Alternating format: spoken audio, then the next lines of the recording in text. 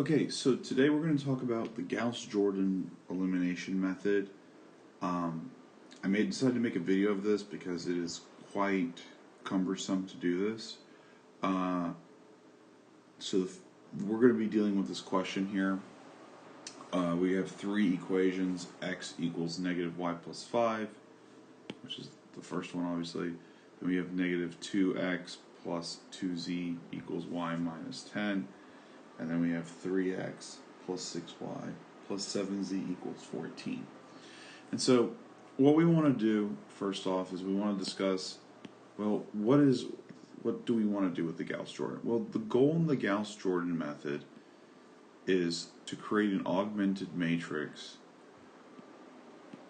that follows this format here, where you have A, B, and C. You want it to look like such, okay? What happens when you make it look like such is 1, 0, 0 represents the coefficients of each matrix. So this row is essentially saying x plus 0y plus 0z equals A, or simply x equals A. Okay, and each subsequent row represents this. So this would be for x, this would be for y, this would be for z, right? So this would tell me x equals A, y equals B, and z equals C, okay? Where these values are given, okay? So the one we're working on is going to eventually look like 1, 0, 0, 3, 0, 1, 0, 2, 0, 0, 1, negative 1. Okay? So what that means is that when we are done with this matrix, the answer will be giving us x equals 3, y equals 2, and z equals negative 1. Okay? Now, when you do this, the goal of your augmented matrix, can we write it again? 1, 0, 0, 3, 0, 1, 0, 2, 0, 0, 1, negative 1. When we're doing this, as we solve, what we want to do is you almost want to go, you want to do, well, let me do it this way. You want to do this, this, and then you go up here and you do these. Okay? So you would start here,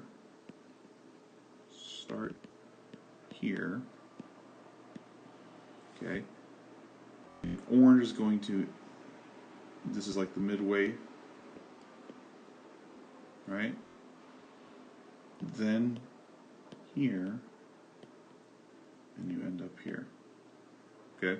So you want to make the first one, the first part 1, you want to solve all the way going down, 0, 0, then you want to make this 1, then you want to go down to 0, and then you want to make this 1, and then you go back to this, and you make that 0, then this 0, then this 0.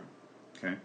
So you need to follow this order when you're going through, otherwise you're going to get a bunch of values that will make the matrix weird. Especially as you progress through, if you don't follow this order, you're going to have problems, okay?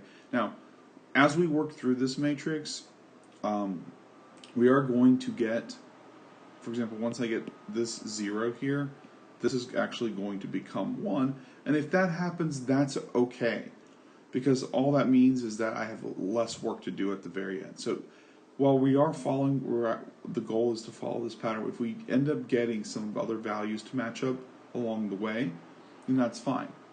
In other words, what I'm saying is, let's say I make the first part 1, and then this becomes 0, and then when I change this to 0, for whatever reason, everything else becomes 0, 0. This becomes 1, and everything else becomes 0. Well, then I'm done. Okay? So you may end up, as you work along the way, you may end up getting the desired result before you get there, regardless of the case, you always want to go 1, then make this 0, then make this 0, then go back here, try to make this 1, make this 0, and then make this 1. Okay, so the question is, well, how do we do this? Well, we have a couple of moves that we can always make when we set our matrix. And as I work through this matrix, I'll be discussing what those moves are. I think it's easier to see it in practice than it is to actually, me just listing, okay? So, what am I going to do first? Well, first I have to convert what I've written here. I need to order this in terms of x, y, and z. So that means in the first equation, I'm going to move this y over here by adding it. So I'm going to have x plus y. What I'm going to do is I'm going to write plus 0z. There's no z here, so I'll put plus 0z equals 5. Okay. The second row I'm going to move y, and I'm actually going to put y in the middle. So I'm going to have negative 2x plus y plus 2z equals negative 10. And in the last row we have 3x plus 6y plus 7z equals 14. Okay? So we want to write it as such because then we can actually write what's called the augmented matrix. And the augmented matrix is simply the coefficients in front of every variable. So we're left with something that looks, oops, I'm putting equal signs, something that looks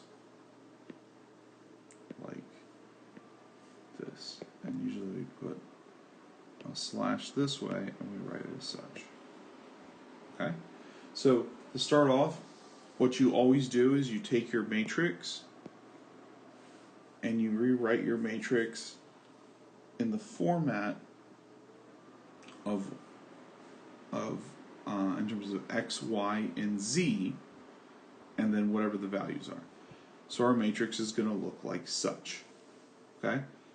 So from here, what I'm going to do, again, is I'm going to slowly work through the matrix, and I'm going to, I have that this already is 1, which makes my life a little easier. I'm going to change this value to 0, then I'll make this one into 0.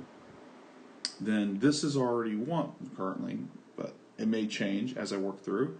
If it's not 1 still, I'll make it into a 1. Then I'll make this into 0.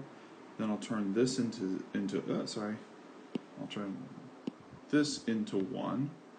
And then I'll get back up here and I'll make this 0, this 0, this 0. And whatever I'm left with over here will be the answer. Okay? So that's the goal. What I'm going to go ahead and do, this is going to take some time, so I'm going to stop this video here. In the next video, I'll actually begin solving the matrix. Okay? So go ahead and jump on to the next video.